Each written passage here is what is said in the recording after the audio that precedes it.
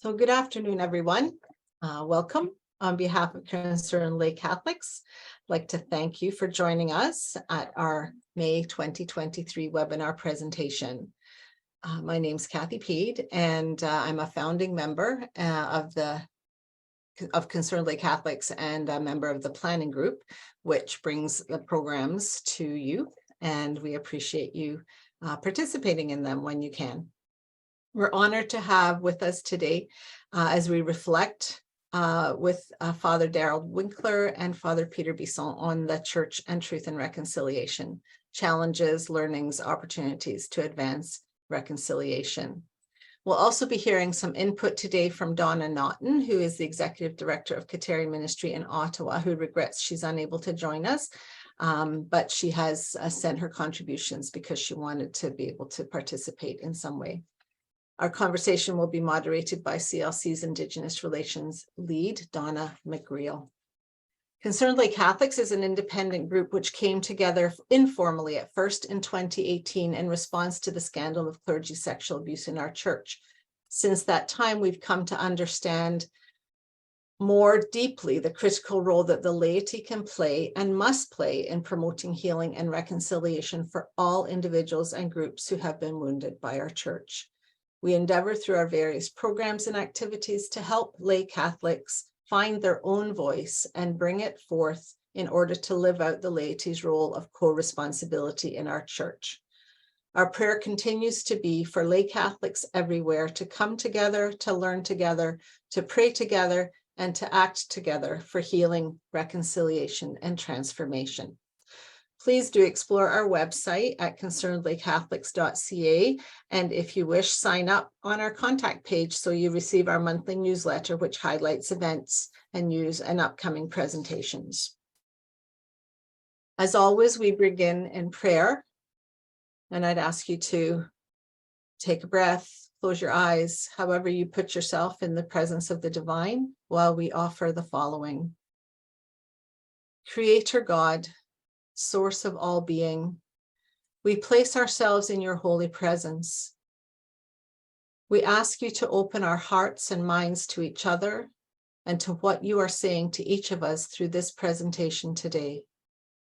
Help us to embrace and further the synodal process by speaking and truly listening with honesty and humility and great love. May it bring hope and healing to our wounded church. We continue to pray for the victims and survivors of sexual abuse. May all who have been abused in any way by your church's ministers be respected and receive real justice and authentic reparation. May we be beacons of Christ's healing light and compassion to them, to their families, and to all the world. We also pray for our Holy Father, Pope Francis, and his courageous leadership of our church in very difficult times. May his faith in the Spirit working in the people of God, and especially through the Synod on Synodality, bring new life to the church and good news to the world. Amen. I now invite Mark Guevara, our CLC colleague, to read the CLC land acknowledgement and our statement of solidarity with survivors of clergy sexual abuse, after which Christine Way-Skinner will introduce our guest speakers. Thank you again for coming to the presentation today. Good afternoon.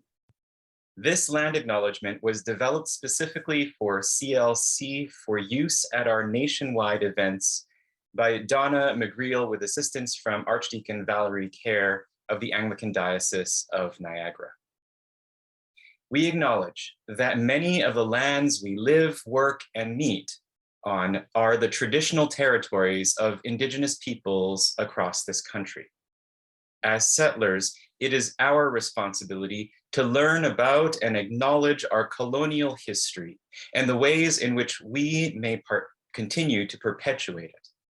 As people of faith working for justice, we are called to discern how we are to respond to the calls to action of the Truth and Reconciliation Commission, and how we can support Indigenous peoples across this land we know as Canada. CLC's statement of solidarity with victims of clergy sexual abuse was adapted with permission from a statement created by the Leadership Conference of Women Religious. CLC Statement of Solidarity. We stand in solidarity with all victims of clergy sexual abuse. We are moved by compassion to reflect deeply on the suffering of our wounded brothers and sisters and to pray for them always. We make a commitment to educate ourselves and others about the devastating impact of this scandal in our church.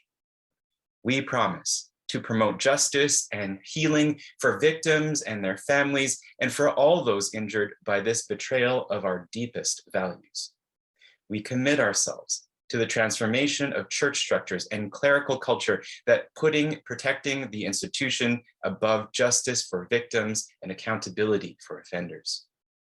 We rely on God in all of this, asking that we be sustained in this commitment we have made.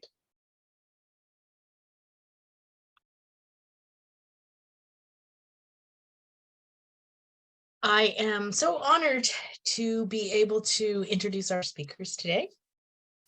So we will start with Father Peter Bisson, who is a Jesuit priest in the Canadian Jesuit province.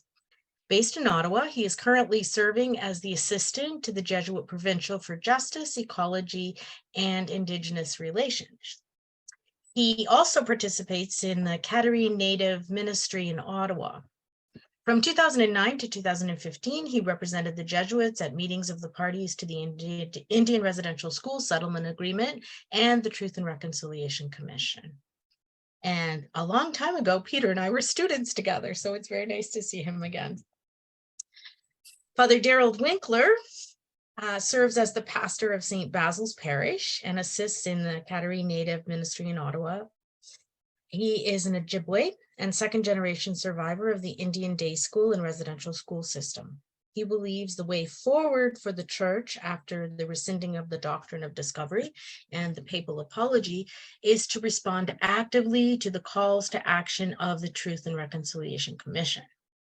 Father Winkler and CLC first crossed paths early in CLC's life when Sister Nuala Kenny, our inaugural presenter in May 2021, connected us with him. And since then, we have shared information about our respective program offerings. And the adult faith formation offered under Father Winkler's leadership at St. Basil's is timely, relevant, and engaging.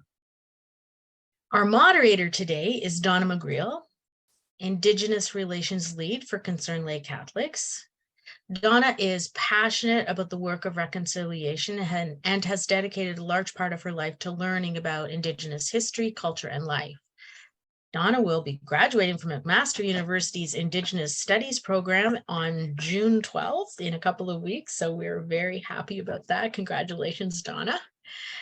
Donna is a real bridge builder and as such has become an invaluable resource to CLC, representing us in a number of groups and providing written information for our website on the church's role in residential schools and the recommendations of the Truth and Reconciliation Commission.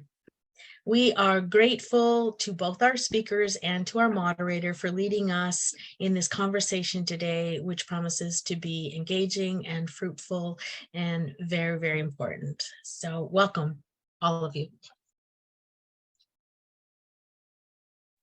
Thank you.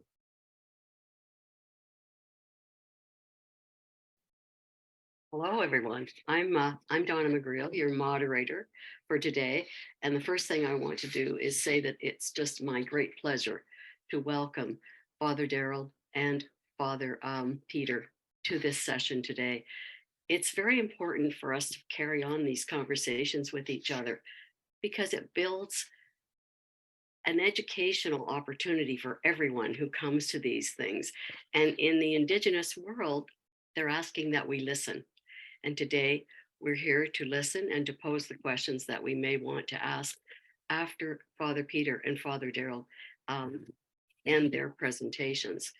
I'll be, as far as the process goes, I will also be commenting for Donna Naughton of the Kateri Ministry in Ottawa, who is unable to come today, but where her comments are appropriate, I will interject those into the conversation. I have those written in front of me.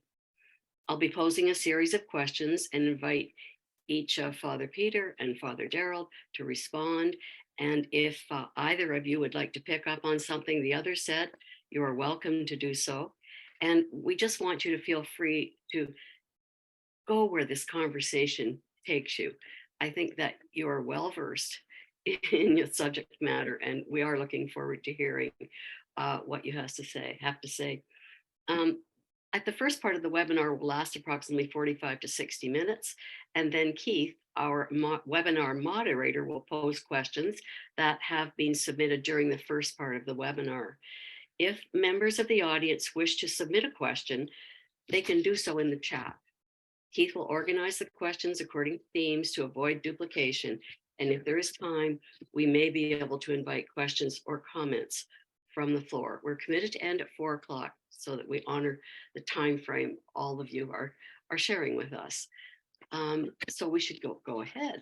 I have the first question in front of me, and these have been well designed, and I think that they're very pertinent to what your knowledge base is, and I know that you will give us a lot of information on them. The first question is, can you give us your personal assessment of how the church has responded to the TRC's final report and the calls to action? The second part of that is, do you think the Pope's visit last year had any impact on that? Who would like to start? Father Daryl? Okay. I was very discouraged by the church's response to the TRC at the beginning. It was very resistant. It seemed to me, I don't know all the details because I'm not in the loop. I don't know what's going on in the Canadian Conference of Bishops, but as a member of the church, I just felt like there's resistance. The first call to action of all the churches involved, that was number 58, invited the Pope to come to Canada within the first year. There was no attempt. I shouldn't say that, but there was a very slow and I don't know why. Like we're not, I don't know, I'm not in the loop. I don't know why it took 7 years for the Pope to come to Canada after the TRC ended in its calls to action. So I don't want to sound negative, but I am surprised and embarrassed because I have family members who are, Indigenous, who are angry at the church, and they're asking me what's going on, and as if I have all the answers, and I'm saying I don't know either, and I don't know why it's taking so. And I wondered if the Pope would actually make it. So when the Pope announced that he was coming, finally, I was really hopeful. And I feel that his visit last year, it's almost a year ago now, was also a very hopeful experience. The fact that he came here, and I feel that that Pope Francis is genuine and authentic. Everything he said, I believe, was authentic. He was truly, he said, felt penitential. He was really, he felt, I forget the exact words now, I should have reviewed that, but he was kind of angry by the history. He was shocked by it. He was not happy with how the church conducted itself here in Canada with the Indigenous peoples. He'd already apologized in Latin America. I don't want to take all this time. So in the beginning, I was really embarrassed, I would say, and maybe angry and astonished by the resistance that the Canadian bishops showed in trying to implement the calls to action, or TRC. It seemed like, I don't know, that's what it seemed like to me. Just, I'm not in the loop or anything, just as a person in the church. But when the Pope came, that kind of helped things a lot for me.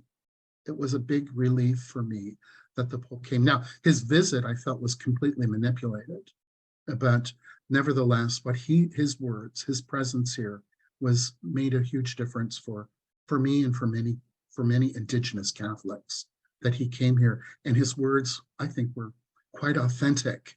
Like, I believed him, unlike I believe many bishops. So that's how I felt about it. I don't know what Peter thinks. Thank you. Thank you for your comments. I agree with you totally. And it was the best kept secret.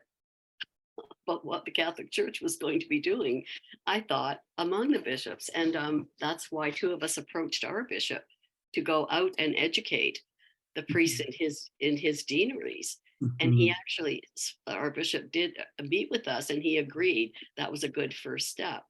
And that was a couple of years ago. So we did accomplish that, and I did hear it was successful. But things get forgotten if they're not kept, if you don't keep mentioning them and talking about the issues. Father Peter, did you want to add your comments to that? Yeah, I would. I'll amplify what Father Darrell said. I think so there are many parts to the church, obviously, and there have been a whole variety of responses, including your own. But I'd like to focus a little bit on the institutional church, the hierarchy. I think the resistance began before the TRC began. It began with the Indian Residential School Settlement Agreement and the way the Catholic Church participated in that and signed into that. So, and I think the response was designed in such a way as to evade corporate responsibility and to take a defensive approach.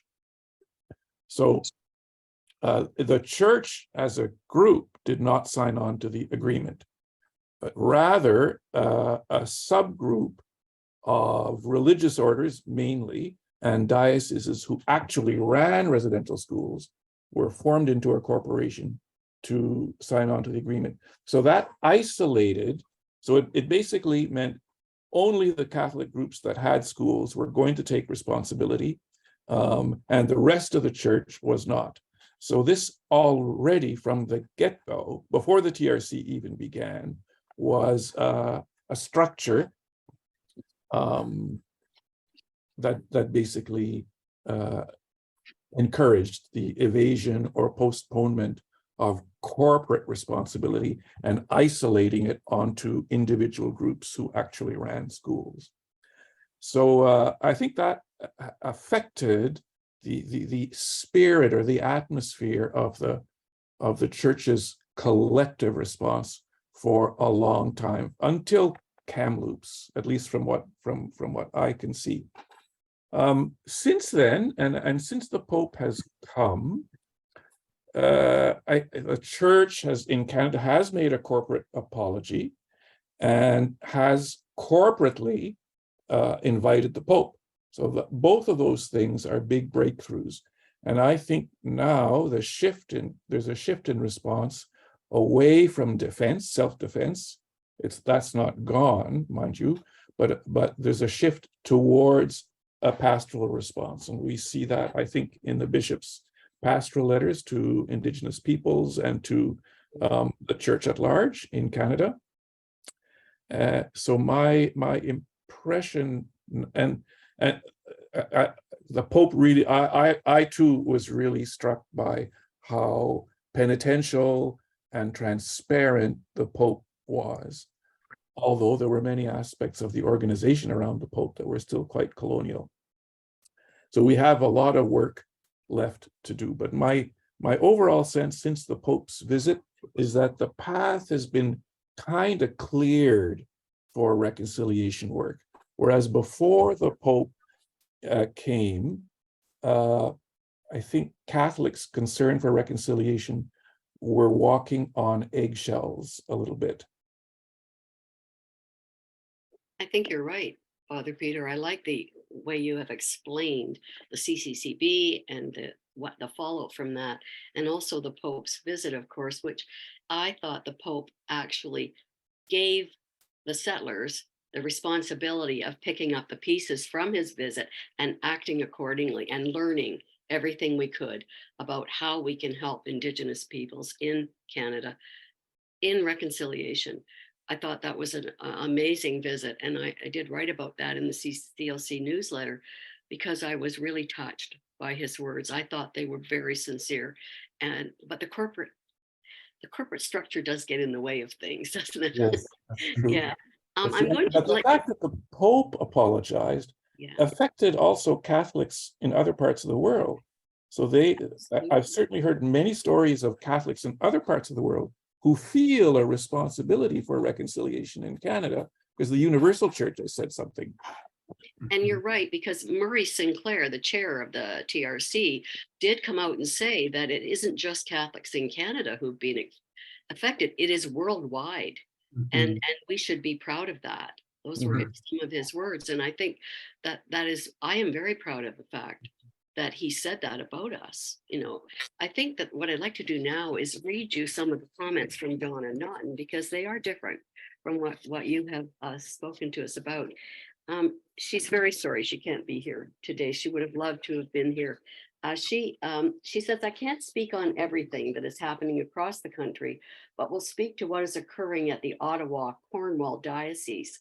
Very recently, the Archdiocese agreed to a 49-year lease, which would allow Kateri to continue to move forward the John Corson Healing and Training Lodge on a piece of property located in Fitzroy Harbor, about an hour west of Ottawa.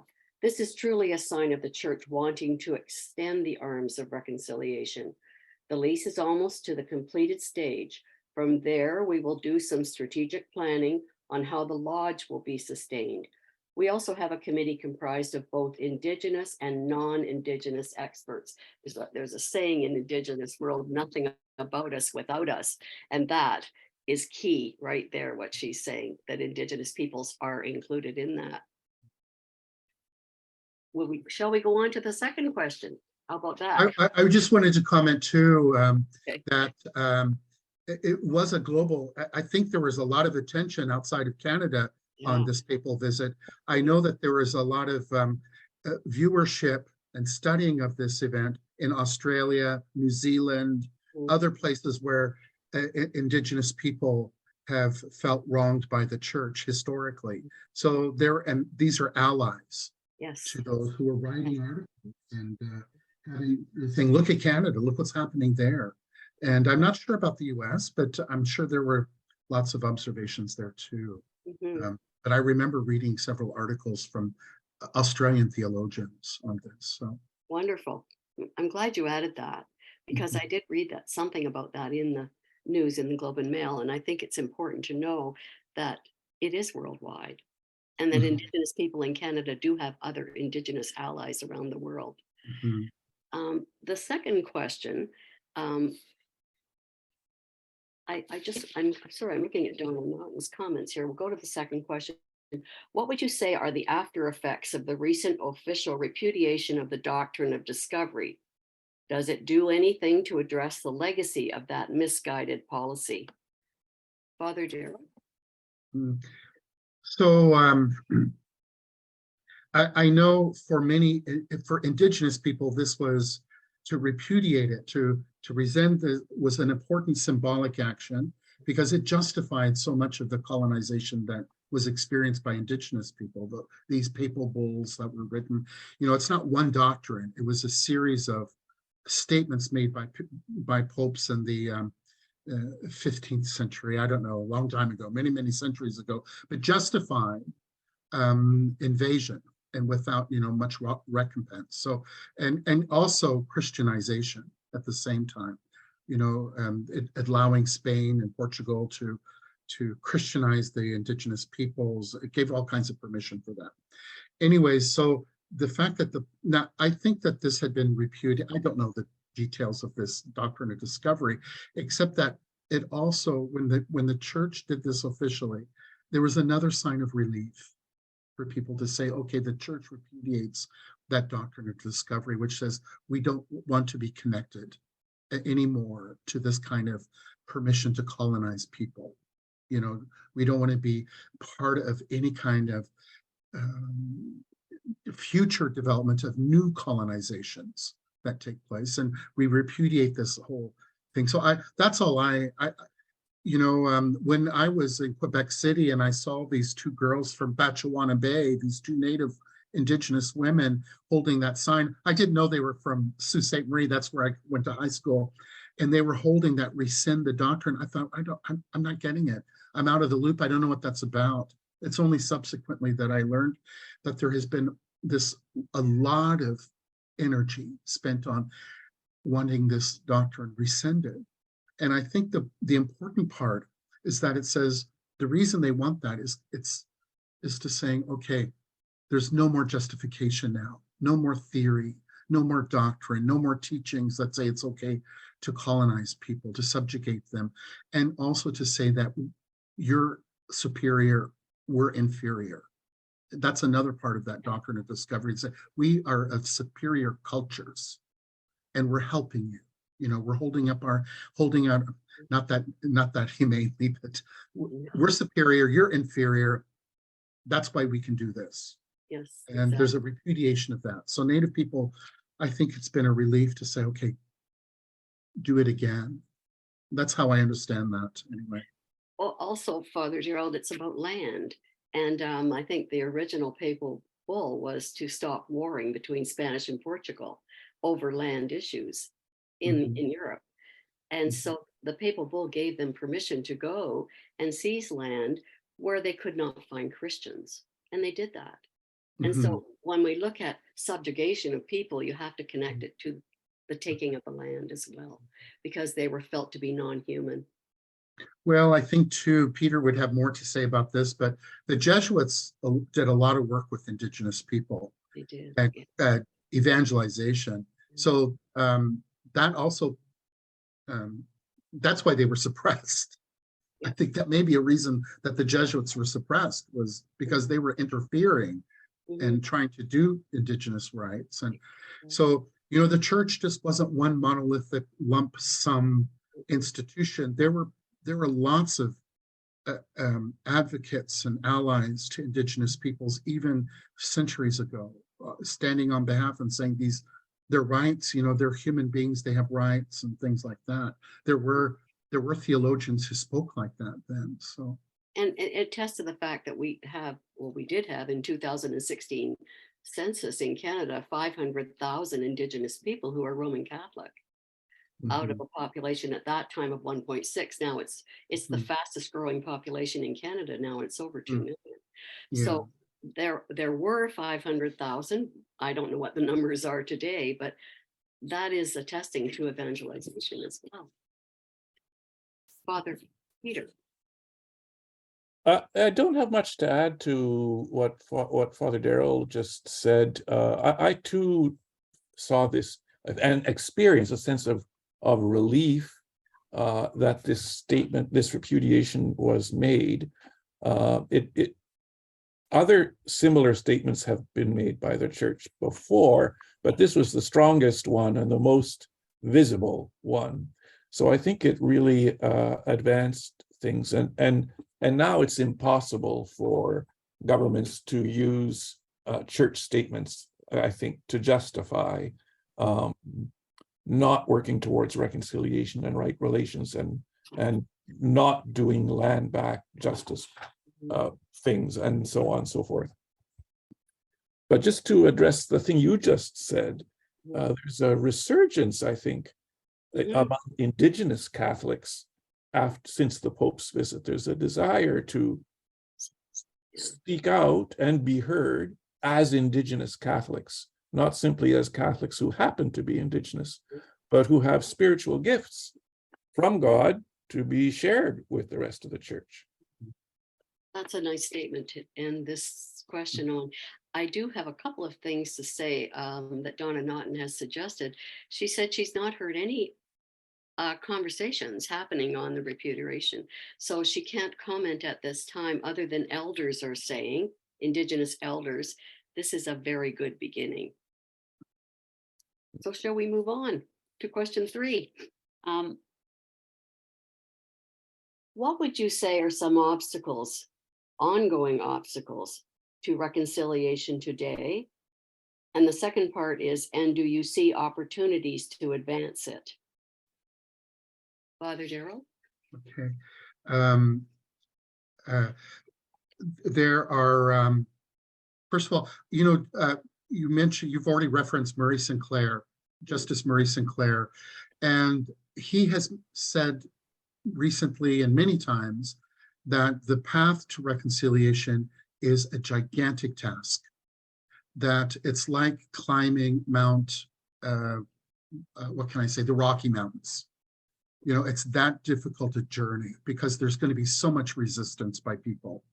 So one of the things that I feel that is important to promote, what are the obstacles to reconciliation, is lack of awareness of the history, first of all.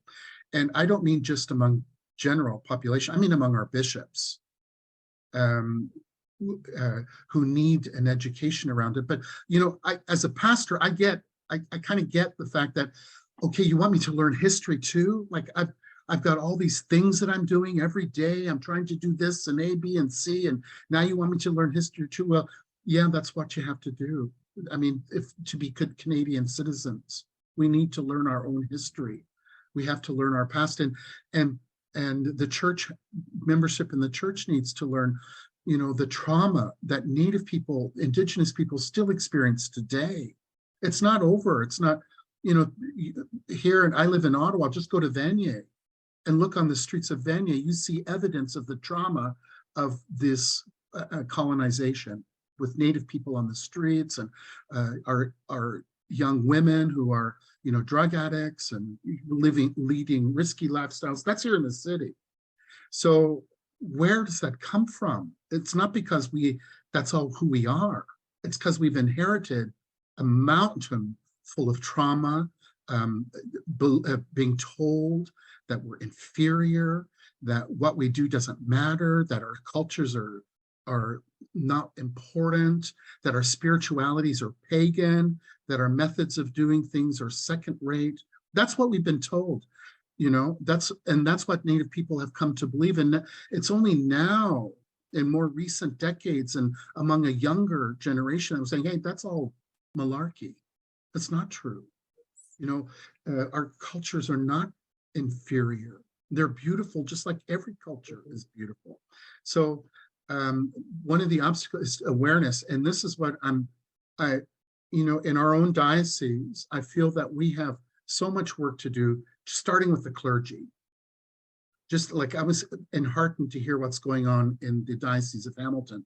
We don't have anything like that now, although there's thinking about it. There are people who are thinking, you know, should we have clergy awareness sessions, or should we, you know, and the TRC says, yeah, you're supposed to. That's a call to action. Educate your seminarians so they know too the history here. Because if we don't understand how horrible that whole history of residential school was, then we're going to think, oh, it wasn't that bad. What's so bad? What are they complaining about? They want more money. Is that what it is? You know, they want more money again. You know, that's what most people think. Sometimes I have that impression. Now, I know it's not true. We have parishioners in my community, in my parish, who have been fighting for Indigenous rights long before I came here. So there's allies everywhere, you know, and people who are engaged. But it's hard to see this among, you know, in my own clergy, among people in my own deanery, you know, my own area, where priests they don't find this. And there are parishes, you know, this $30 million that is being raised, this new campaign. Our diocese is to raise 1.2 million out of it. And so we had a campaign last fall. Not all the parishes are engaged in our diocese. Not all the parishes are putting this advertising or not doing anything about it. Same thing, they did the same thing with the Synod. They didn't have listening sessions. They weren't engaged in the synodal process. You know, what do you do with that? Anyways, there's just a lack of will. Sometimes there's a lack of awareness of what this history represents, how we can make amends, how the church can be reconciled. And a lot of people aren't aware. That's my personal impression. I don't know how accurate it is, but I feel that we are, you know, starting with bishops, because the bishops we have today aren't the same ones that began with the Royal Commission on Aboriginal Peoples in the 90s. They're different bishops. They don't know this history. They're recent. You know, our own bishop was interviewed on CBC and he said, I don't know. They said, well, what do you know about residential schools? I don't know. I don't know. You know, and it's like, well, are you willing to learn? Just say that part. You may not know the history, but maybe you're willing to learn. That would be a great stride in the right direction. And then encourage the clergy to do the same. Because a lot of our clergy here, they're not even Canadian. They're new to Canada. They don't know anything about this history. They don't know anything about Native Indigenous spirituality. They're not into any of that. So what do we do? I think the main obstacle is lack of awareness. Mhm. And the opportunities will go with the church. You know, another thing is, you know, there are a few Native people who are engaged in reconciliation. I'm sorry I'm taking so long here, but there's not a lot of us, you know, and I'm busy. I'm a pastor. I can't spend full time working on reconciliation, even though I wanted to. So, and Donna here in the city at Cattery Native Ministry, you know, she's one person. So like, we need help. We want to engage, but you have to hire somebody. You have to pay. You have to pay for a coordinator to coordinate, you know, efforts towards reconciliation. Not everyone's going to volunteer, but there's this, you know, oh, look, oh, you want us to pay a salary now? Are we supposed to? Yeah, some dioceses have an office with a staff working on reconciliation. You know, that's kind of like does something that says where the priorities are, but we're not there yet here in Ottawa, and I'm hoping it will be the case. But you know, it requires effort, and it may cost some money to do it too, if we want reconciliation. You know. Just a quick comment from the chat. We have Philip, who I understand through his comments that he worked with the Truth and Reconciliation Commission, and he just wanted to note that the Truth and Reconciliation Commission collected the stories which survivors gave through video, audio, writing, and art, and many of the survivors made their agreed to make their stories accessible to the public through the National Center for Truth and Reconciliation. Thank you. Mhm. Father Peter. Sorry. Yeah. Oh, sorry, Father Joe. No, I just want to say I'm talking too much. I want to hear what Peter has You're to say. not at all. I'm This is enjoying it. learning. Believe me, I think everyone else is too. Yes. You're very passionate about the subject, and of course you are. But intergenerational trauma is not Yeah. easy for people like Mhm. settlers to understand unless they are willing to open their ears and listen to the stories. Father Peter? And opening I think one of the big challenges that turns into an obstacle is that opening our ears means changing our identity and changing our stories about ourselves. That's very frightening. Especially in the church, we like to think we're good people, we're nice people. It's probably largely true, but that's not the whole truth, as we've learned. So it's I think it's harder to criticize our corporate identities than it is to criticize ourselves individually. It's one thing to say I did wrong, and it's another thing to say we have done wrong.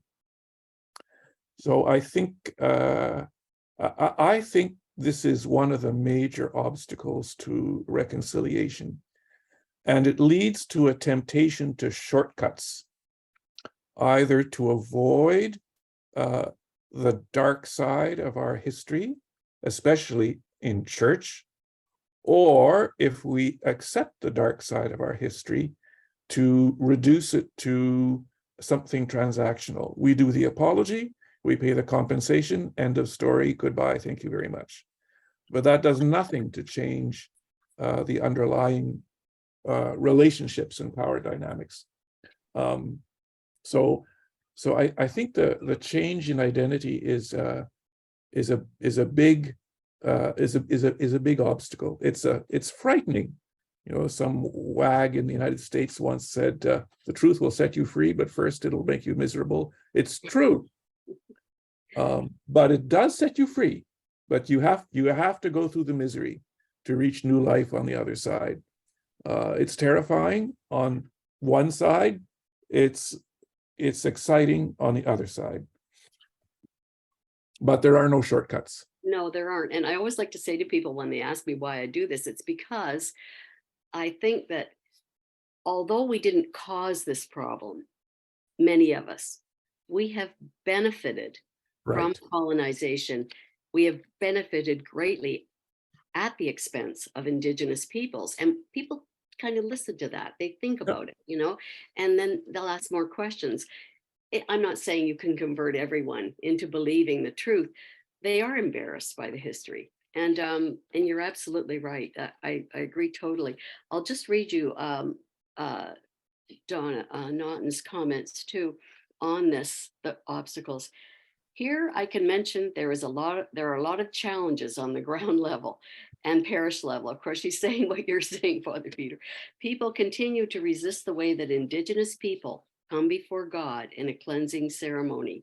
Unfortunately, I've had to decline an invitation to do an Indigenous Mass, as the priest will not move forward until he has a written letter from the Archdiocese. In essence, we will continue to have to prove our existence in the Catholic Church. Did either one of you want to comment on your comments, or shall we move on?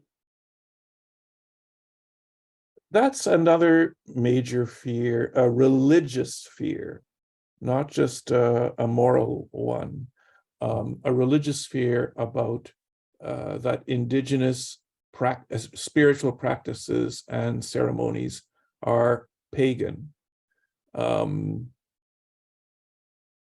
I think, well, there's lots of stuff involved in that, but it is a real obstacle. What does pagan mean? An excellent question. The thing is, do we find God there? And I think we do. The pagan argument, the two greatest philosophers in the Western tradition, Plato and Aristotle, were both pagans. And we use in Christianity, Protestantism, Catholicism, the Orthodox, we use their philosophies all the time as part of the frameworks for our reflection on religious things. So, but it's a real, the people get very nervous when ritual gets changed. And so people can be very threatened by changes in ritual or new rituals. So we need some good, solid theological and spiritual work there to be able to recognize more freely what is given by God. That you're right on there. Sorry, Father Darrell. You go ahead. I would say too, we need theologians who really reflect on this theology of enculturation. Because first of all, the term pagan, that's not been in the vocabulary of church documents since the Second Vatican Council. There's no document written, unless it's used in quotation marks. The official church doesn't talk about what is pagan, what's not. That was done away with the document, what was it called? Anyways, Gaudium et Spes. No, there was a, it's. Agentes. Agentes.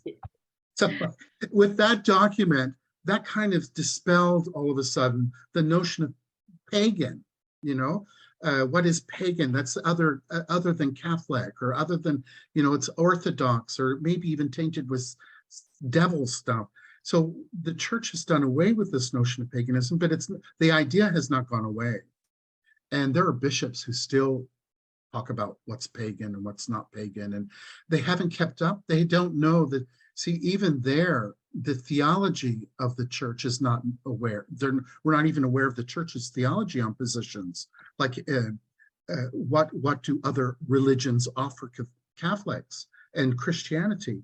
There's a lot of creative theology done of exploring interfaith dialogue, religious dialogue, dual religious belonging, things like that.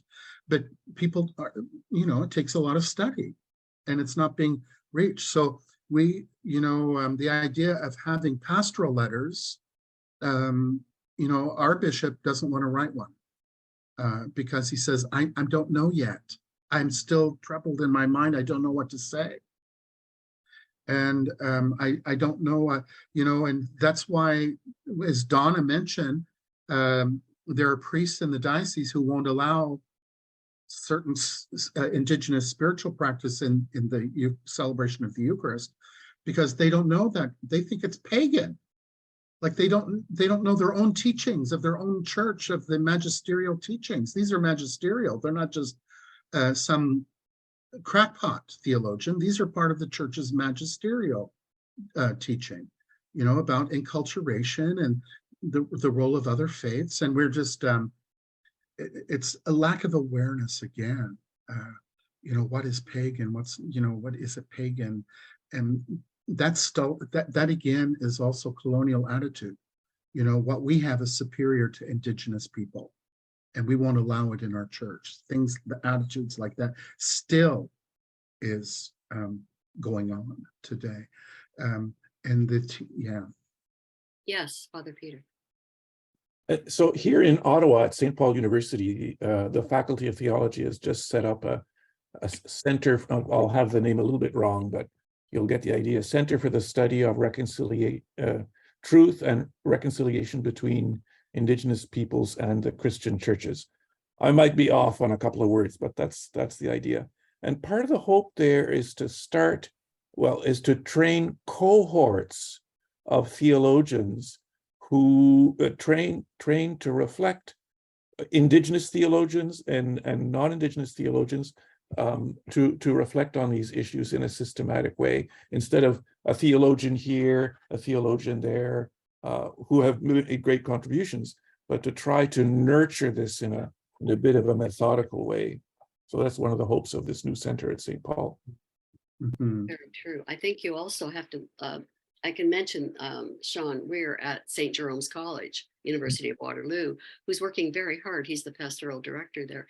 He's working very hard to bring in these teachings into the classroom.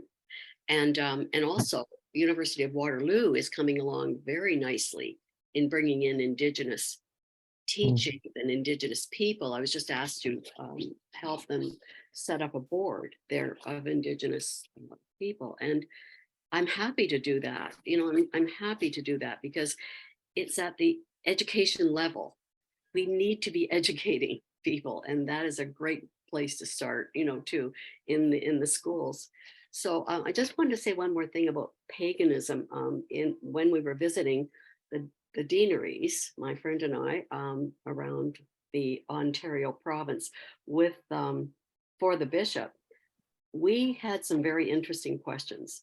And one of them was, at the end of one session, he couldn't understand how the church could support, and he used the word voodoo in his statement on with Indigenous people, because he felt their practices were similar to the voodoo practices and the history of Buddhism in the Caribbean. And Gary will know what I'm talking about here. And I think it took me aback. I was alone in that session. I didn't have a partner with me. It took me back, and I said, there's a creator. Everything Indigenous people do relates to the creator and Mother Earth. So just imagine that goodness in that statement. It was a really hard question to answer, and especially coming from a priest, but he afterwards, the dean spoke to us, or me privately, and said, we have a lot to learn, obviously. So he was very happy we were there. And I think this is an inroad, just a small inroad that a bishop can take. Shall we go to the next? Oh, go ahead. During the Synod on the Amazon, which happened in Rome, the Pope was criticized for being associated with Indigenous ritual and accused of paganism. Mm-hmm. Yes, the new word today, some people who don't use the word paganism will use the word syncretism, like a bad word. Like, oh, they're just mishmashing things. It's done without, they're adding bows and feathers and stuff like that into the, as if there wasn't great reflection and prayer done in using this liturgical enculturation. But they were, so we live in a church that's very polarized right now. Half of the bishops in the United States are anti-Francis.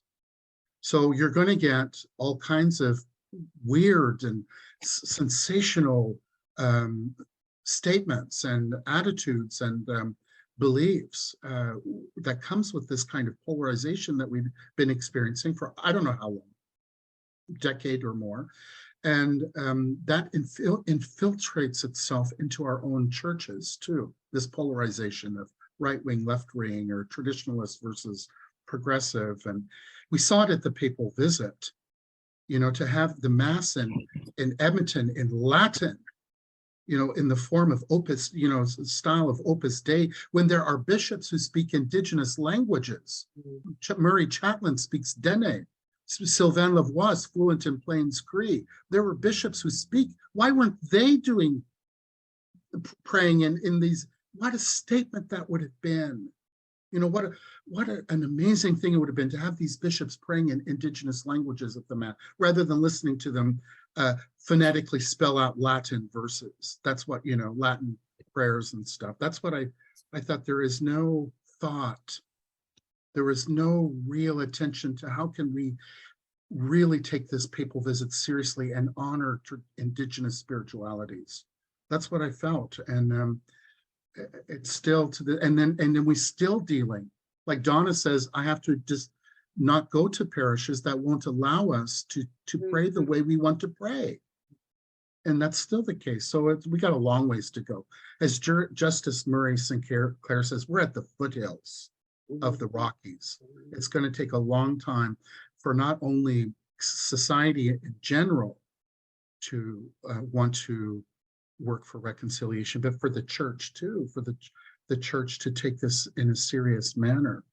And that's what I think about it. Good offerings. But go ahead. I just want to say too, that document that I was referring to is Nostra Aetate. That was there was an Agentes, but Nostra Aetate was the document on other religions, the church and in the face of other religions. And in that document, it says the Catholic Church respects all that is holy in other spiritual visions, in other religions. We respect all the holiness. In other words, it's saying we're not the only container of holiness. There are other ways where God's holiness is present, you know. So that's what, you know, and yet people still say, you know, these things are indigenous or pagan, and I just feel like there's lots of anyway, lack of awareness. You know, it's a lot to muster. It is. My mother used to say, as long as we believe in a creator of this earth and we honor and we pray to that creator, you believe. And really, I keep thinking about her words, you know, when she said that to me, and I don't find it very difficult at all to understand the indigenous spirituality and our own Catholic religion. Donna has all the similar comments to you. I know, don't get me confused with Donna Naughton here. We've got the same first name, but she has all of the comments that you have said in her statement. The fourth question is, what concrete evidence will demonstrate that healing is taking place? And what is or should the church's role be in advancing that? So that's concrete evidence. What should be taking place? I'm gonna let to Peter witness begin. healing. Yeah. I feel like I'm always beginning. I want Peter No, to. please go. Sure. Please go.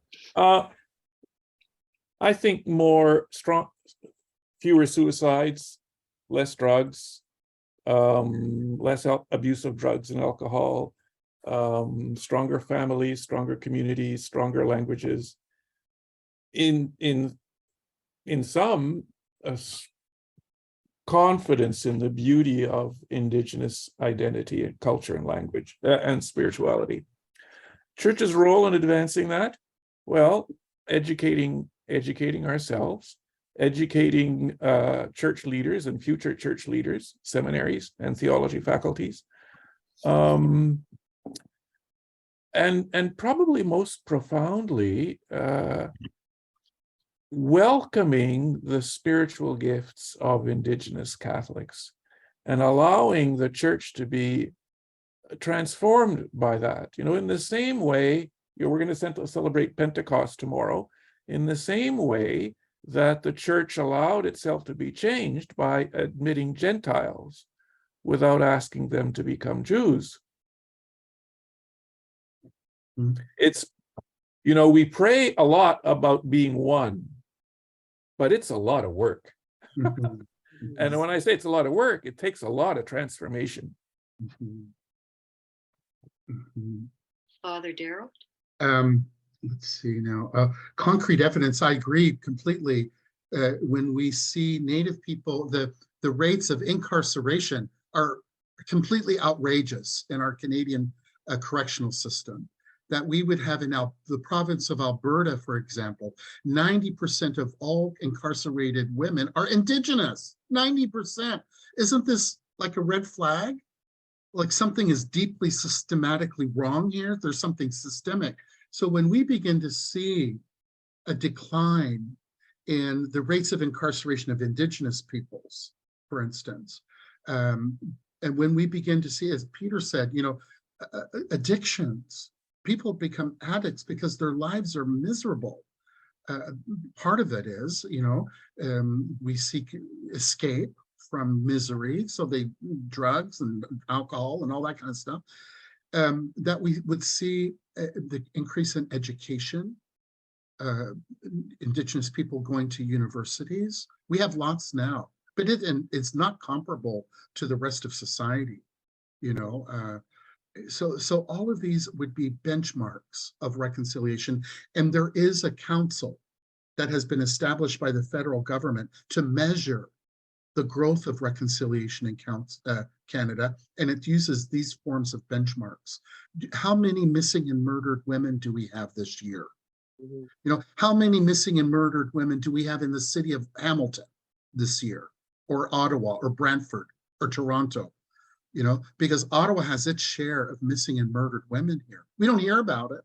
Doesn't get reported in the news, but I know for a fact I've known women who disappeared, women who were murdered, you know.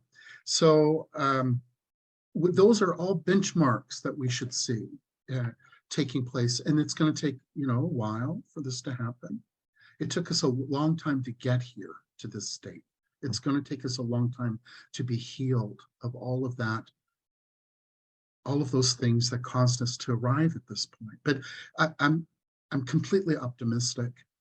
I just feel in my heart that things are going to change, that there will be an awareness, that the Pope makes a difference, that bishops will eventually, you know, say, okay, this is really, we need to make this a priority. You know, and it's not all of the introduction today to this webinar was about, you know, sexual abuse, you know, and how we're going to deal with that. And, you know, it would have been great if the Pope had not only made an apology to Indigenous people. I know you can't mix the two, because this was just for Indigenous people when he came here. But what if he had also said, I apologize to all the victims of clerical sexual abuse, and I declare the following year to be a year of repentance by all clergy in the church for all of the abuse that has taken place. You know, that's what's needed. You know, real actions and you know, that kind of thing to say, okay, we're really in this. We really want the healing that is needed. And that's what I would like to see happen. But and another thing too is we can't wait for the Pope to do it or for a bishop. What's going on now, that's what CLC is about. Mhm. Concern like is that this happens at the local level. This happens among people in the parishes. That's where now the Pope has done his thing. You know, he's come, he can continue to encourage and to, you know, caress and these kinds of things. But now it's the work of local churches to begin and we have that. I'm very encouraged in Ottawa. You know, I see pockets of allies in various parishes in the city. The fact that they're asking Donna Naughton from Cadre Native Ministry to come and do and you know, help us, you know, help. That's very encouraging. You know, so it's not going to happen overnight. I have to keep telling myself that too. It's going to take a long time for things to change. I mean, there's lots of things, you know, what about the civil rights movement? We're still not there yet. You know, that took place in the US. There's still problems, you know, so how long will it take for reconciliation? It's going to take many generations. I think I'd like to read what Donna says too about the opportunities. She said there are so many ways to advance reconciliation. She said many people from across the nation should be encouraged by the hierarchy of the Catholic Church to learn as much as possible the history and where Indigenous peoples sit at this time. The other thing is that intergenerational trauma that you were referring to, Mhm. we see that in Hamilton. I'm sure you Mhm. see it in Ottawa on the streets. We have a very strong Hamilton Regional Indian Center, which they prefer to be called rather than a friendship center, that helps and protects Indigenous people who are without means, and especially seniors. The one thing that our bishop has done is by bringing in the Dayton University training courses, Dayton University in Ohio, to train the facilitators. I did the training course, so did my counterpart there. And we bring those messages to 10 to 15 people in each 4-week session on Indigenous peoples. And we have priests and we have nuns who have no awareness whatsoever of the plight of the Indigenous people. We've had people in tears in these sessions. And because they're educators, they make a commitment. Some of them are over 80 years old. They've made a commitment to carry on the education of the trial and tribulations of Indigenous people in Canada through the means they have. And it's not an overwhelming course. There's a lot of homework, but it's for 4 weeks, and you meet on Zoom 3 or 4 times. We correspond. If you can get something like that going in your diocese, it's well worth it. It really is. It's well worth it. And our bishop has set up a department to handle that in the diocese. So anyway, having said all of that, there's one other thing I want to say about epigenetics, because that plays a role in the trauma of Indigenous parents and grandparents being passed on through genetics.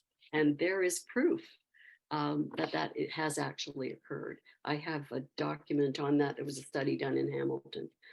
So there are 2 things going on, intergenerational trauma and this epigenetics, where it does appear in the genetic system. Donna, just want to just interject briefly here, just to remind everyone that if you have questions or comments throughout today's discussion, we invite you to share those in the chat. I know we've had a number of things shared, and we'll address those as we get closer to the end. But please do feel free to share your questions or comments in the chat function within Zoom. And we have one more question of our guest speakers today. The last one is, what lessons have we learned that will guide the church's actions on the path of truth and effective reconciliation? We may have massaged that throughout our discussion, but if you wanted to add anything at this point, you're most welcome to do so. I think we've touched on it. Do you want me to read what Donna says? Okay. How about if I do that? Okay. Advancing reconciliation and healing should be one of the primary roles in order to make right relations to the survivors. He talks about education, always about education here. In right relations to the survivors and the intergenerational survivors of this country, making friends and meeting Indigenous people in social environments might help too. And that's true. There are many elders who already do this, but we need more of that in the East. We have been invited to the Hamilton Regional Indian Center, that group of seniors I was saying that we spoke to sit with them and listen to their stories. And we're setting that up now. So it's all about education and listening to the sincerity of Indigenous people, especially the elders who have lived this for many, many decades.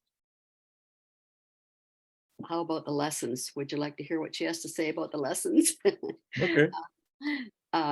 There is a document endorsed by Senator Sinclair called What We Have Learned. What have we learned?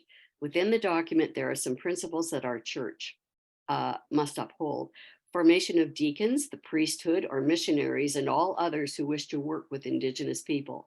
School boards and teachers can also benefit from some formation as well.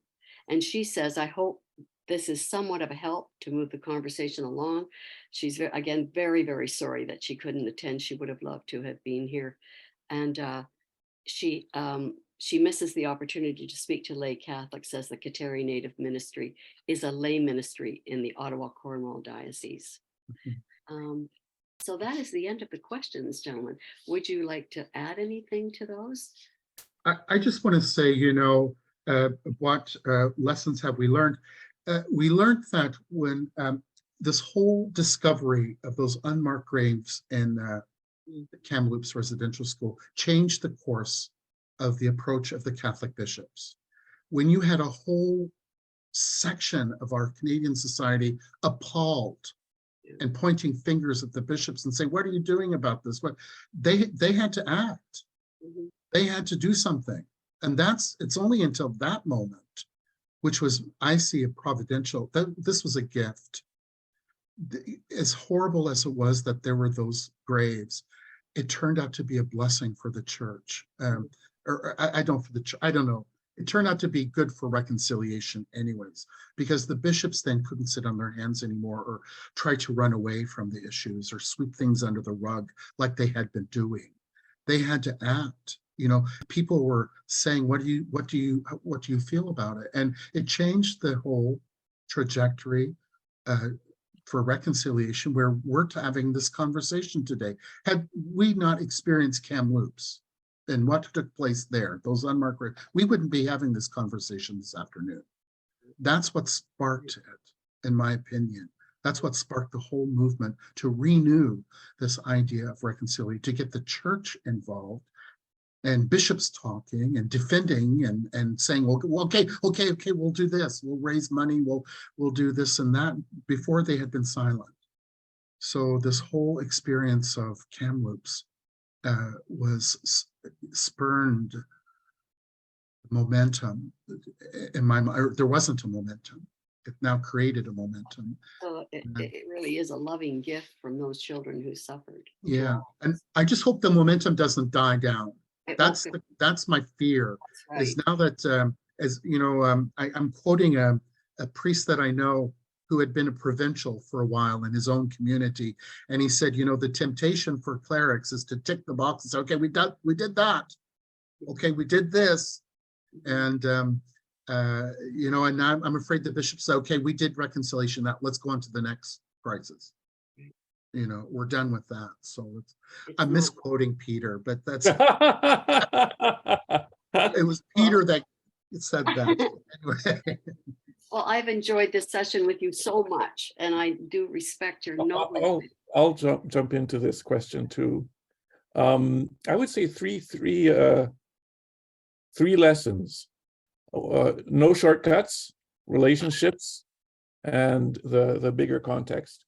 So there are no shortcuts in reconciliation work, and if we try to find shortcuts, they'll always fail sooner or later, whether it's in 5 years or 10 years. What we tried to avoid will come up one way or another, as experience has shown us over the past 7 years. And then relationships. I mean, not everybody's going to have relationships with Indigenous people, but it makes so much of a difference. Certainly in the Jesuit journey, it's been our relationships with Indigenous people that has gotten us through the scary parts and taught us at the same time. We couldn't have done it without relationships of people who will tell us the truth and where we'll stick with each other. And then this isn't just about reconciliation between, or right relations between Indigenous people and non-Indigenous people.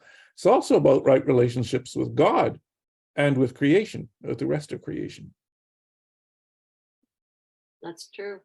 It should be obvious, shouldn't it, to all of us, but it isn't. No, the obvious is never obvious, is it? Oh, that's right. It isn't. And I think that, I wanted to just mention one more thing, Father Peter. The course out of Dayton University, the book was written in conjunction with the Jesuits and Indigenous peoples, and it's a wonderful handbook. you can order it from Novalis. Even if you just encourage people to order the book for 1995, it encapsulated the history of the Church of Canada, and it's all written from a Canadian context. Are you talking about listening to Indigenous voices? Yes, I am. I love that handbook. Do you Yeah, have yeah. that? Thank you. That Lovely. wasn't done with Dayton University, but I'm sure Dayton University has been using it. Well, they have been on the Jesuits Yeah. are noted firmly across the cover Okay. of the book, and it was recommended by Dayton University. I guess that's Okay, very good. No, that's left out good of to the hear. equation. Thank you. But it's so worth ordering from Novalis. That's what we teach from that handbook at the Okay, diocese. thank you. Dayton is Marist. That was founded by the Marists That's right. in Dayton, the University of Dayton. Yes, right. Yeah, So, it's been an interesting road to follow with them, and the course at the diocese this will be the third time I will go through it, and I encourage everyone to do it.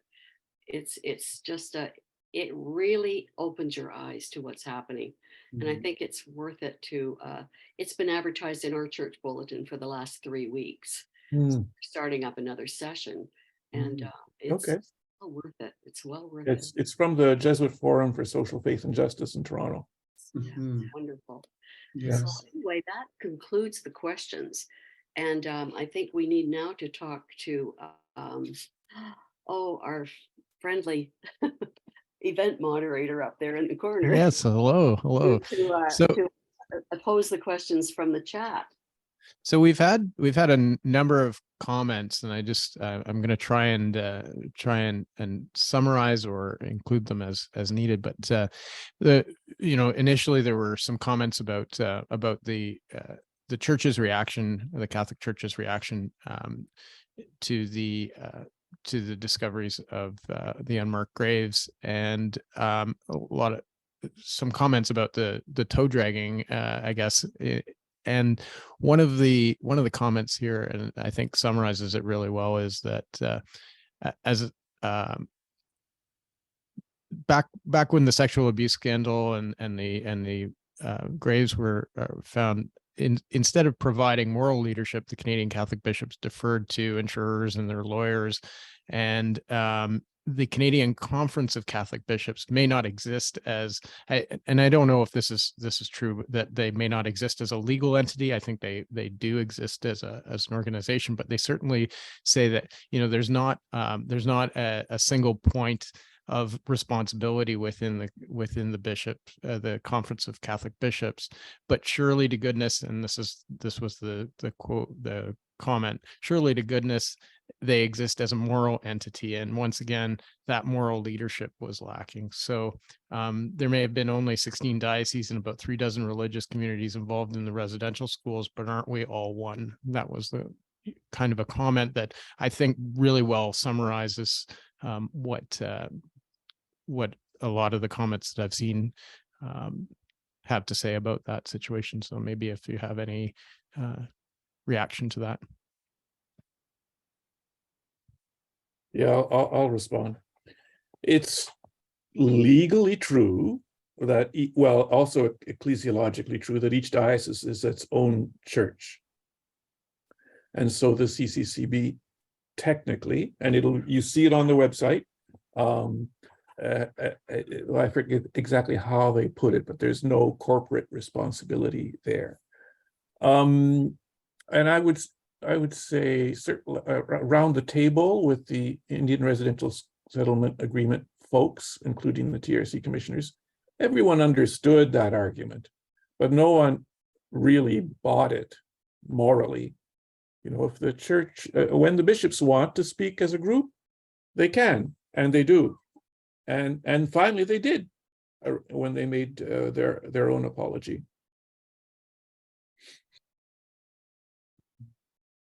But the relative independence of dioceses from one another, I think, did get in the way of the church taking corporate responsibility for residential schools and our involvement in colonization, and diminished our corporate credibility too.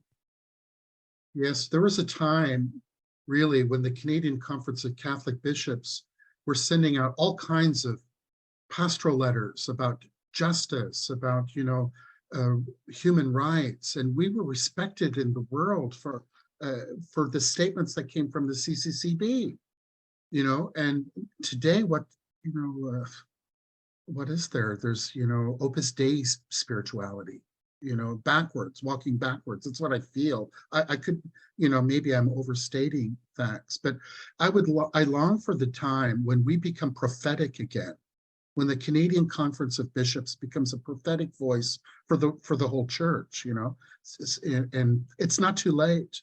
There's still lots of room for it to do something like that. But what is concept of church to think, oh, it's entities? St. Paul doesn't talk about entities. St. Paul says we're one body. And if the foot is missing from the body, there's great diminishment.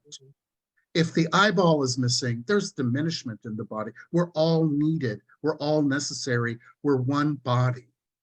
So that's where we start with St. Paul and his theology of the church, and not all these entities. And that's all about legal liability and fear of money.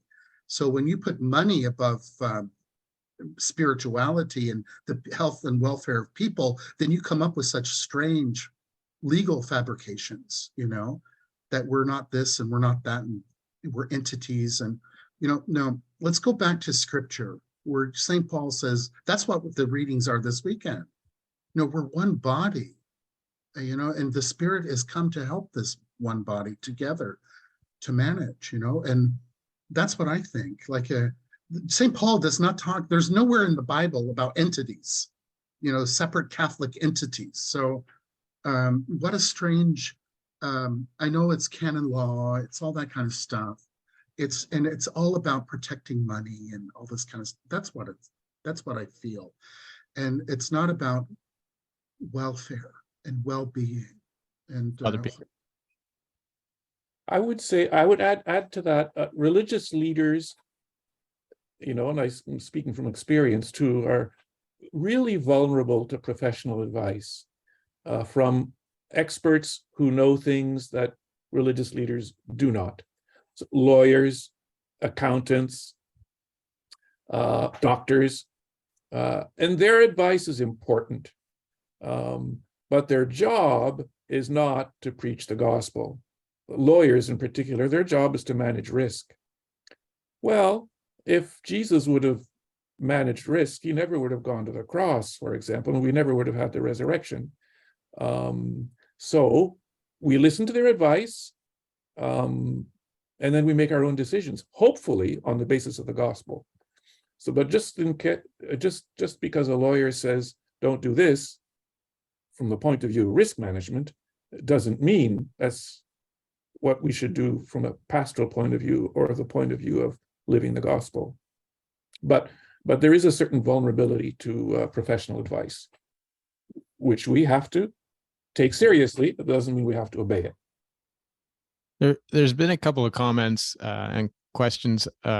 We touched on, you both touched on including indigenous spirituality in our faith. And so one of the comments was, is it time for us to create some sort of a rite that would codify, I guess, how we do that. And then Mark's comment, I think is really sums this up nicely. He says a common thread in today's discussion for him is the theme of fear and faith.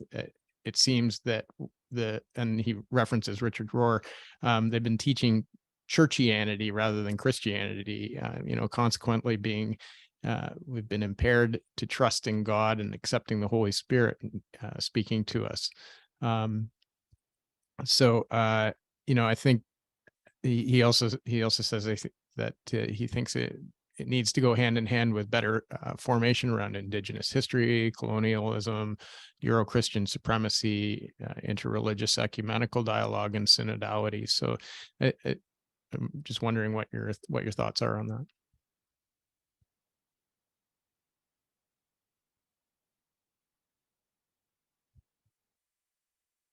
I think any movement that happens like interreligious dialogue, ecumenical praying, anything that brings groups of people together, this is what we're trying to do with the Synod.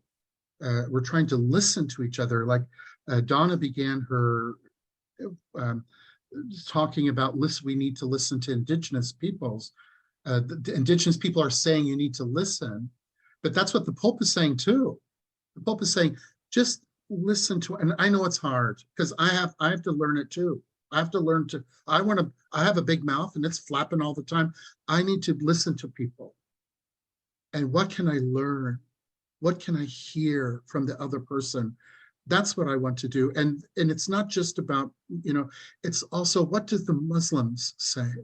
How can I learn more about life from the Buddhists or, other religion? What do the Indigenous people have? How can they contribute to this world and its goodness, because we live in a dark world. The Pope has said, if we don't start listening to each other, we're headed for hell in a handbasket. We've got to change the way we approach reality and one another. And it's by listening.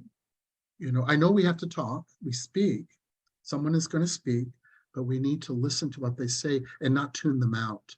Because a lot of times what happens is someone is talking and we're just watching their lips move. We're thinking of how we're going to respond without listening to what they're saying, something like that.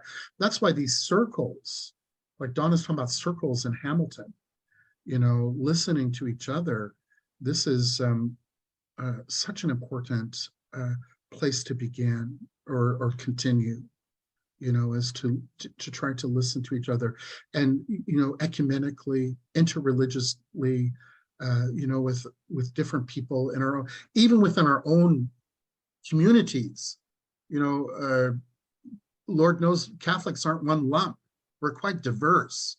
Here in the city of Ottawa, my neighboring parish has got a spirituality that's different than here at St. Basil's. How do we listen to that? Just listening within our own diocese. So I think this idea of listening to each other is a real, also another important lesson today. It began with the idea of listening and something like that. I think you're absolutely right. And we call it in the course at the diocese, getting out of the knower's chair. That, just get out of that knower's chair. We don't know everything. We may think we do, but we don't. And we need to listen. And the other thing is, I love what's happening in the universities that the professors are teaching the resurgence movement among Indigenous people. And it's wonderful to hear. And it's wonderful to be in a class with Indigenous students and non-Indigenous students and listen and be part of the interaction and learn about that resurgence and how beneficial it is to the young people on reserve coming up. So I'd like to respond to that with a story, and it's really about where do we find God, or where do we find Christ, and where are we transformed? In 1975, the Jesuits around the world made a commitment to social justice as a fundamental part of faith. In other words, social justice work wasn't simply one ministry among others, but a fundamental part of promoting faith and openness to the transcendence. So that elevated social justice work to a whole other level. It was very controversial. It still is. Got us in trouble with all kinds of people. 20 years later, we had a big kind of worldwide meeting to evaluate that. And the way we did it wasn't so much, is this theologically correct, but rather, where did we find the crucified and the risen Lord in these experiences? And as a sign of that, how were we transformed? What were we transformed from? And what were we transformed to? So, and that also involved interreligious dialogue. So how have we been transformed? How have we met the risen Lord? through other religions, through social justice work, through learning cultures that are different than our own, and so on. So how have we found God and been changed for the better by those experiences? So where do we find God? Listening without judgment, without self-defense. And where do we find God? In our humility, we need to be humble, absolutely humble to the whole scenario that has occurred in Canada. Yep. Mark, one of the comments from Mark is that we need to listen with our minds, but also hearts that are and receptive learning. And that he mentions that's a notion from the official Anglican Catholic dialogue. There's a comment, I believe, from Marianne, saying that one of the barriers that we face, and I know for myself, my family came to Canada in the 1600s, and a major barrier for us is for settlers to rethink the meaning of their own family's history in Canada, and what role did we play. That's something that Marianne has wanted to point out.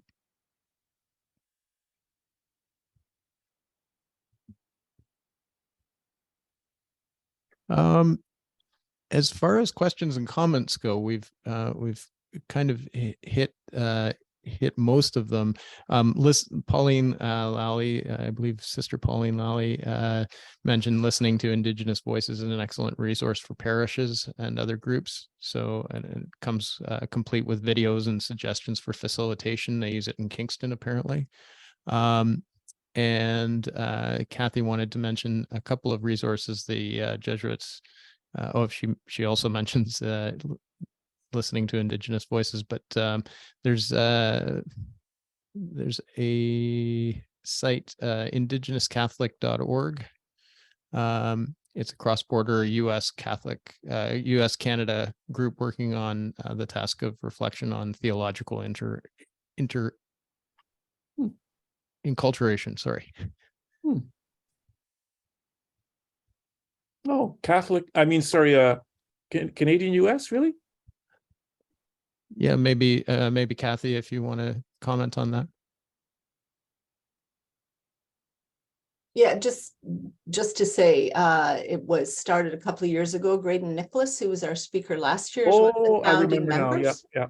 So it's the Indigenous Catholic Research Fellowship, and it involves Indigenous scholars on both sides of the border, looking at this question of enculturation and the idea that the universal Christ transcends all cultures. And for one culture to presume that they have the definition or the right to define or express what the universal Christ is saying to the church is misguided at best. And that's what we've been suffering under. So it looks like a really interesting group. And I think it could be a great resource going back to early in your presentation when Father Darrell talked about enculturation and needing real theological reflection on this question. And your point, Peter, about Socrates and Aristotle, nobody has a problem talking, using Thomas Aquinas. Nobody says, oh, that's a pagan source.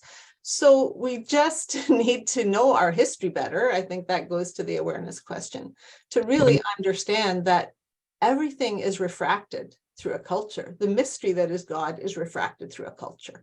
And none of us has proprietary rights on God.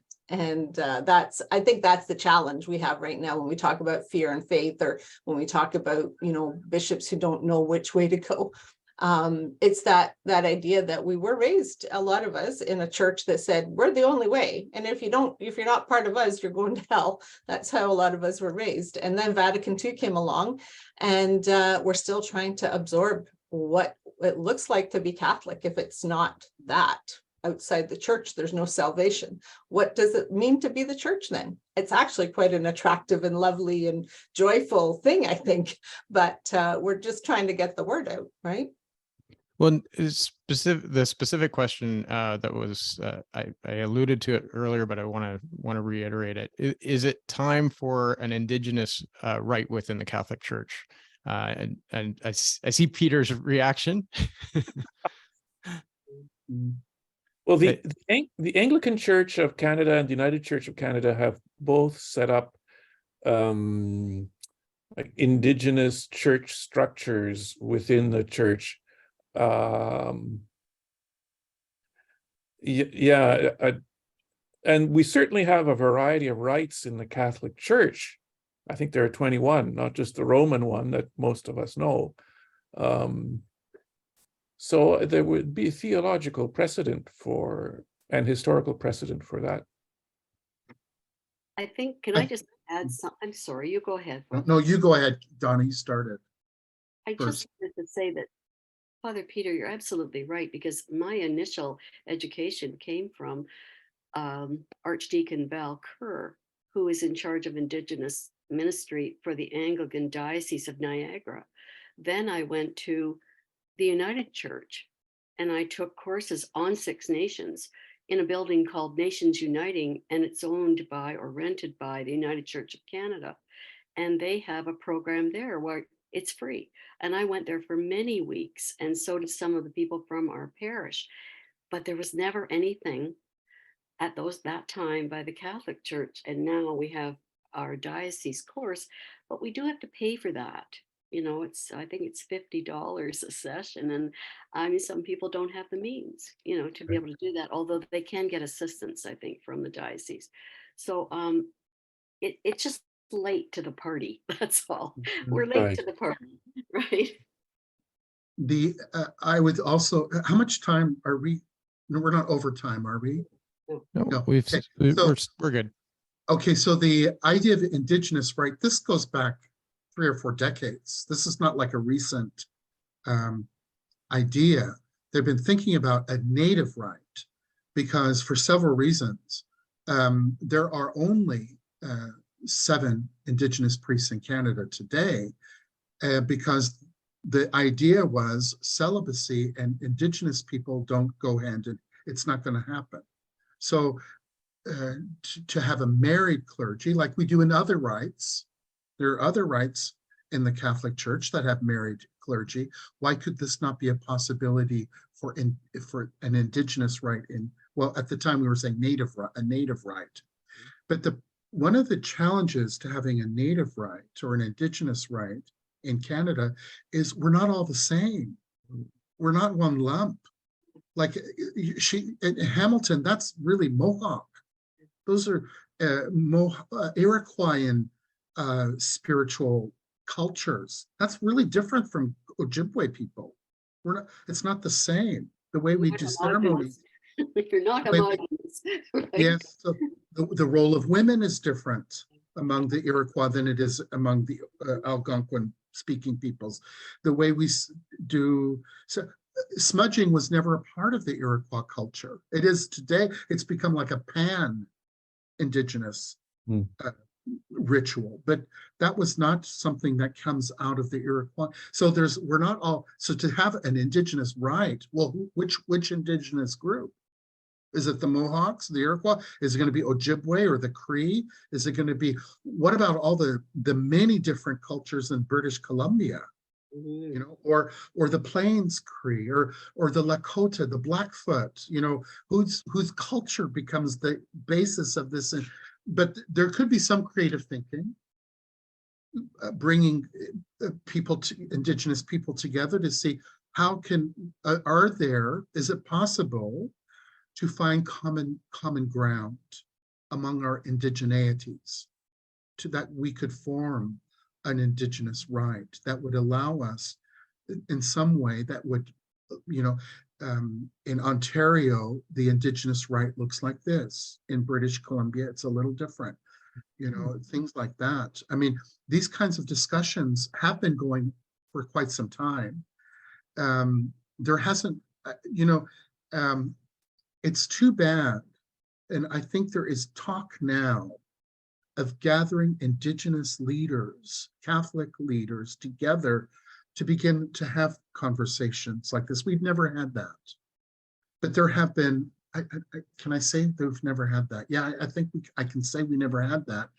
In the late 80s, the Jesuits and the Oblates, who have experience of mission among Indigenous peoples, were exploring all kinds of creative things. The field of enculturation, the liturgical enculturation. How can we bring together, these rituals? What is the nature of sacraments? Can we include, how do we see the sweat lodge? Is this not a kind of sacramental experience? What about, the role of our elders? Are they not like episcopoi? Are they not like overseers, like bishops? Like, how can we begin? There's lots of creative conversations going on. And then, I don't know, it stopped.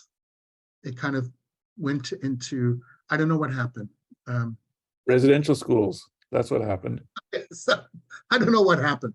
Anyway, there was a lot of creative, and I feel like we've been talking today about, Donna said a resurgence. Even Peter said today there's a kind of renewal of Indigenous Catholics beginning to come together and explore. So maybe this is at the beginning of something very creative in the history of the church in Canada, that Indigenous people can begin to express their spiritual vision in a Catholic way, or how can I say that? Or their Catholicism through an Indigenous way, or where there's an integration of faith and culture, together for Indigenous people. And where there isn't, before there was lots of shame. Not long ago, there was lots of shame. When I was a teenager, I was embarrassed to be part Native. That my mother was an Indigenous woman, I was a little awkward walking down the street with her in Sault Ste. Marie down Queen Street. I didn't want classmates to see me walking with an Indigenous woman. I was embarrassed because there was such a, what can I, is it racism? It was a looking down. It was, Indigenous people were something, I don't know. And I began to believe it. There's something defective inferior about Indigenous people. That's what I thought. It wasn't until much later in my life that I began to say that was not true. That Native people, their cultures are not inferior. I know we never built something like Sacré-Cœur, like we see in Paris, or we didn't have operas and Mozart. We didn't have Leonardo da Vinci, but we had other things that were just as beautiful, just as the creativity, the insight, a lot of things that it's just different. It's not the same cultures. Not one is inferior than the other. We never, but there are versions, let's say, of music. It's not Mozart, but there's lots of music, and there is a whole new study in that. Like in Atlantic Canada, there are musicians now who are looking to the past. Anyways, I don't even know what I'm saying anymore. But I want to say that at one point I felt shame about being Indigenous, but not anymore. No, we shouldn't. Father Daryl, do you think though too that sometimes our parents try to subtly protect us from things and feed subliminal messages into us? And well, see, my mother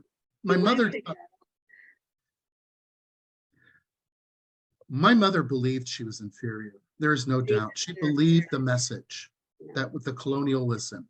So the goal for Indigenous people today, and for everybody, all of Canada, is to decolonize the way we think about one another, to step away from that way of looking at, my culture is superior to your culture, and my ways of doing, my spirituality and my church, and all these are better than your church. And let's, step away from all of that. That's what that's what Indigenous people call decolonization. And it didn't come from us. It was coming from African intellectuals in the 60s and 70s. They were talking about decolonizing their minds. So there's, and it's really getting gradual momentum here in North America. Mm-hmm. And so I think that, we started off talking about Indigenous right and Indigenous right. And I think that there's a history of this.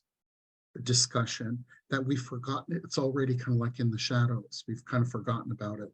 But the Jesuits of the time, this is in the late 80s and early 90s, there was Michael Murray, Michael Stogray, David Nazar. There were a lot of these Jesuits. And then there were oblates, Jacques Johnson.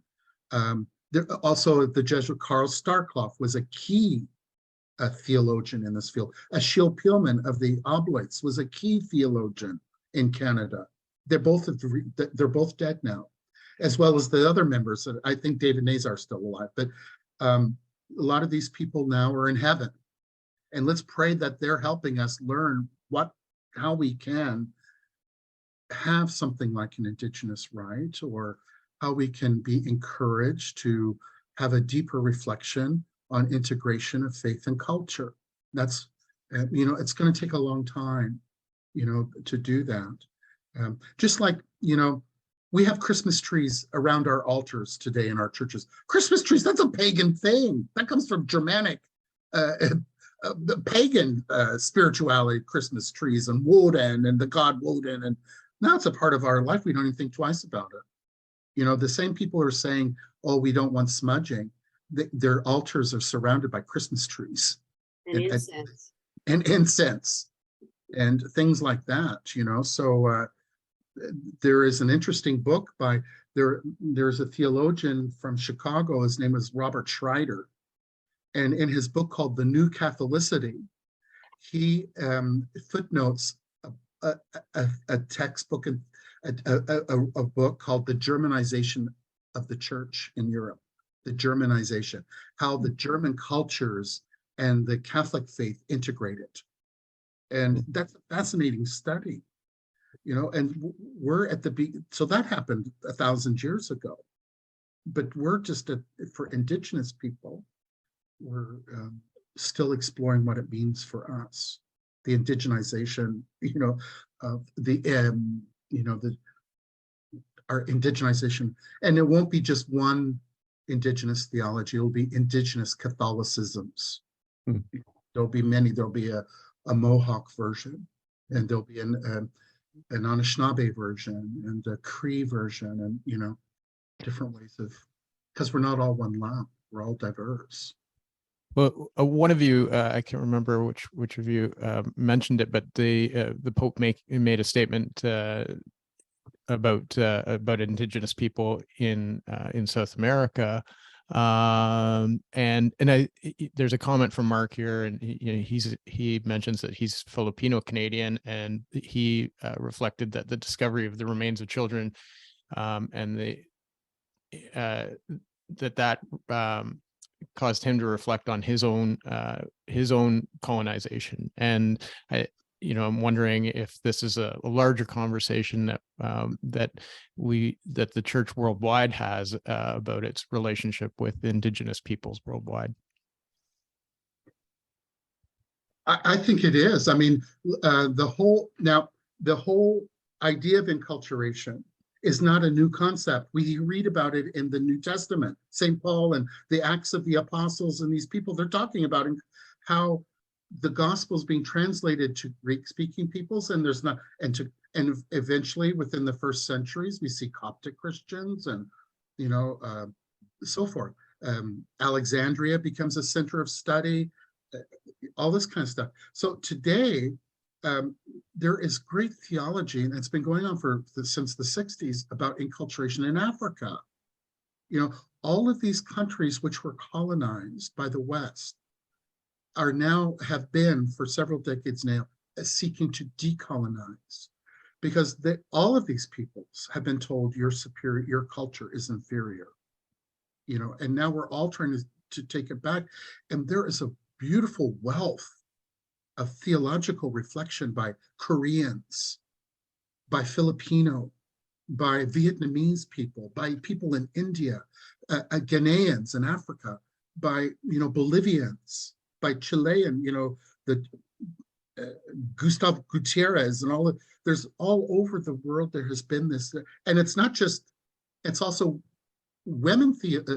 feminist theology, add another layer is, reflection by women Africans, by women Filipinos, but and there it becomes more and more about how does Christian look among the diversity of the human race. You know, it has much and richness. You know, the idea that when the Pope came here and we are all talking in Latin and as if there was just one unified and we're all, you know, no, there's a rich diversity in the human race. And it's going to reflect itself in all these different theologies. So it's an important thing, I think, you know, I remember this is very simplistic, but those theologies being thought by people in the, you know, in the local, you know, what can I say, by the people, those theologies that were by colonized people, we call those theologies of the enculturation. You know, they're trying to reclaim their culture. But there are other, alongside it, is theologies of liberation theologies. Those are people who are concerned about their culture, but who live in grinding poverty. You know, just grind. And the question that they ask themselves is, does God love the poor? It's, you know, we're a continent of poverty, grinding. Does God love us or what? So out of that reflection, we see liberation theologies. In Africa, we see enculturation. You know, and among Indigenous people in Canada, we're beginning to see. Sister Eva Solomon has written a book. It's the first Catholic woman or first Catholic person to write a book of theology. You know, so maybe now we're kind of, you know, and I would like to write something. So if I had time, I would like to write something too. I have things that I would like to say, and you know, just getting the time. So there's lots of, you know, how to do this. Well, we came here to discuss the opportunities and challenges towards reconciliation. That's probably a great great kind of bookmark on the end of that. Father Peter, do you have any final comments before we wrap up? Well, just on the same question, a couple of days ago, I was reading a newsletter from the Jesuit provinces of East Asia, and one of the articles was about work with Indigenous cultures in Taiwan, Japan, the Philippines, Korea. And so, yes, this is a worldwide phenomenon. And in my Jesuit community here in Ottawa, we're 9 Jesuits. 5 are from Africa, most of them studying canon law, church law.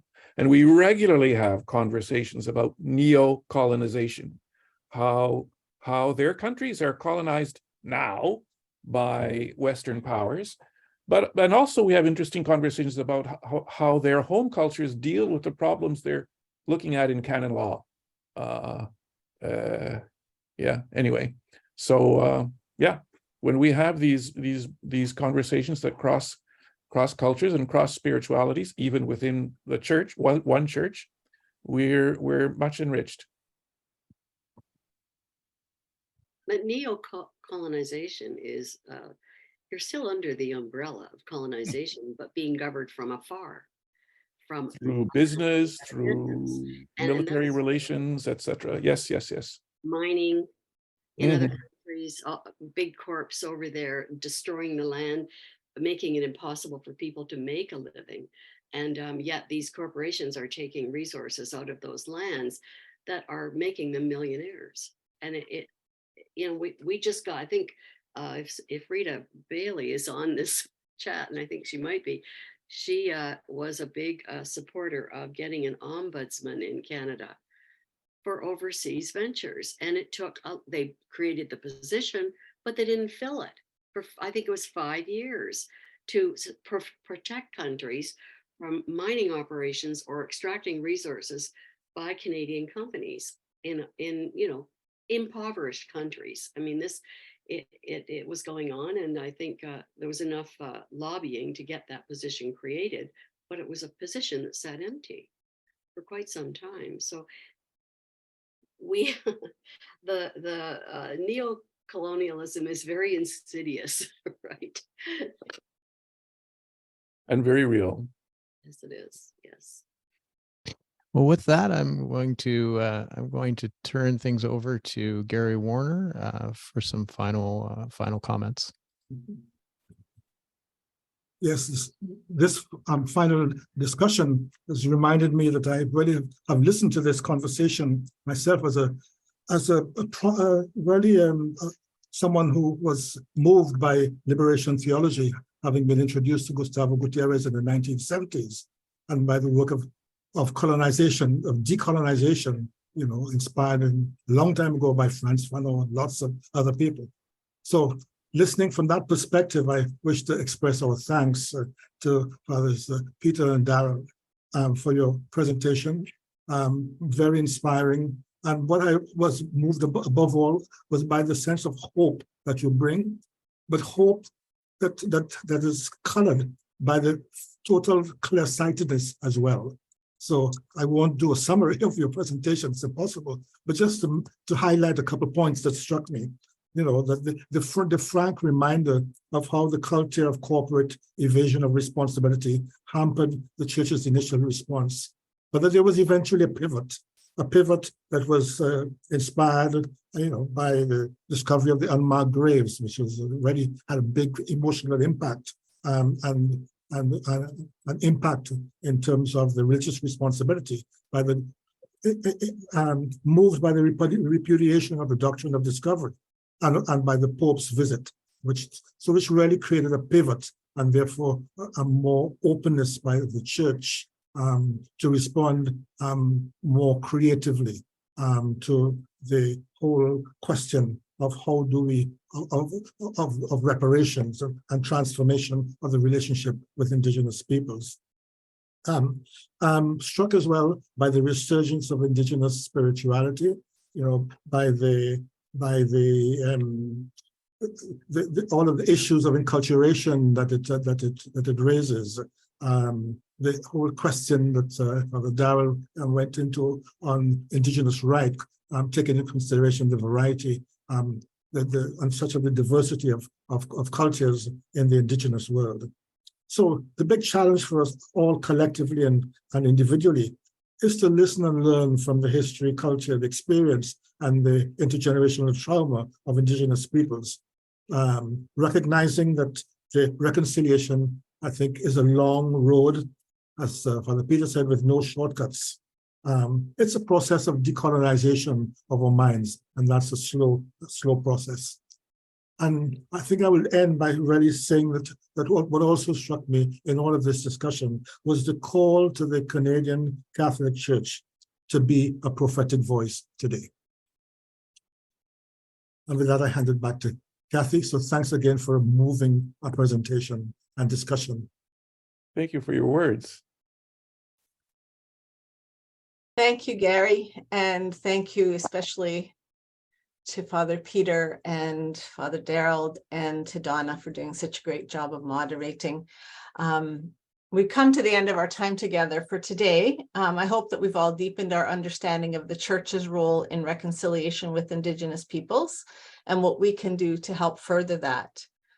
I just note that when CLC officially launched in May of 2021, it was the 15th of May, it was Pentecost, and we were riding high on our first webinar, and we were about to get a story in the Catholic Register, and then the story of Kamloops broke, and Michael Swan contacted me, said, "I'm really sorry, I hope you'll understand if we have to delay running your story because we're a little bit preoccupied right now." And so in a mysterious way, the journey of CLC and the journey, this new journey towards reconciliation that was prompted by Kamloops seemed to be intertwined. And so we have made a commitment in May of each year since then to focus on Indigenous reconciliation because it's central to our work of trying to advance healing and reconciliation and transformation for all who have been wounded by our church, and to help all lay people get engaged in the work of the gospel, because now more than ever, the world needs the transforming good news of Jesus. So we just invite you to check in over the next few weeks if you would like to see repeat, revisit the presentation today, or if you know anyone who might like to watch it who wasn't able to be here today, that will be up and available. These presentations, as well as all our programs and activities, are presented free of charge. It's a commitment we've made as well to accessibility. So if any financial assistance that anybody can provide, if you find our programs worthwhile and helpful, please be welcome to make any contribution you can. You will receive a tax receipt for any donation over $10. And whatever you can donate, we always welcome your prayers, and we also welcome you spreading the word. So even if you can't help us financially, you can pray for this work and you can talk to other people about this work. Coming up in June, we will be having a Pride panel with Father Jarek Popotchki of St. Patrick's Church here in Hamilton. He is the vocations director for the Oblates. He will be on the panel with Mark Guevara, and a parent from British Columbia, and the three of them will be talking about how we can build bridges to the 2S LGBTQ community. So hope you can join us then. It will be Tuesday, June 20th at 7 p.m. And the poster and the link for registration will be on our website almost immediately after this one's over. As you're leaving today, we hope that you are enriched in your understanding of what it means to be church, and confirmed in your faith, and inspired to do whatever it is given to you to do. And we say this all the time at CLC. We don't tell people what they should do, but we tell you that you should do. Everybody needs to do what's given to them to do. And we won't presume to tell people what that looks like for you. You have to search your heart, you have to pray, you have to talk with other people in your circle. The important thing is that each of us express the mission that God has given each of us to carry out in this place and time. And if we can be of help to you in that, we please I invite you to contact us, to use our resources. But please do what you can to build up the body of Christ wherever you are. So God bless everyone. Thank you again for coming.